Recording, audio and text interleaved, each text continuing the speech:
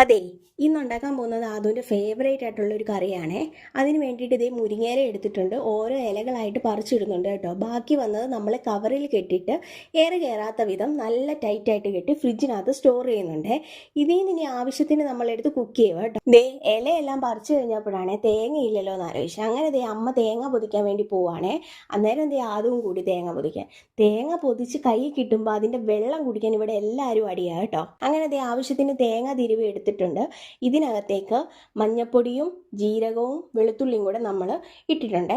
ഇത് നല്ല രീതിയിൽ അരച്ചെടുത്തിട്ട് വരാവേ. അപ്പോഴേക്കും ദേ നമ്മൾ ചട്ടി വെച്ച് എണ്ണ ചൂടാക്കി കടുക് പൊട്ടിച്ചിട്ട് ഉള്ളി അരിഞ്ഞിട്ട് അതിനകത്തേക്ക് നമ്മൾ ഈ പിച്ചി വെച്ചേക്കുന്ന ഇല ഇട്ട് കൊടുക്കുക കേട്ടോ. ഇല നല്ല രീതിയിൽ മൂത്തതിന് ശേഷം മാത്രമേ നമ്മൾ ഈ അരച്ച് വെച്ചേക്കുന്ന അരപ്പിടാവുള്ളേ. കാരണം കറി വെന്ത് കഴിയുമ്പോഴത്തേനും ഒരു കയ്പ്പ് വരും. അല്ലെങ്കിൽ നല്ല രീതിയിൽ തിളച്ച് വന്ന് ഉപ്പ് പാകത്തിനാണോ നോക്കുക. അതല്ലെന്നുണ്ടെങ്കിൽ ഇച്ചിരി ഉപ്പും കൂടി ഇട്ട് കൊടുക്കുക.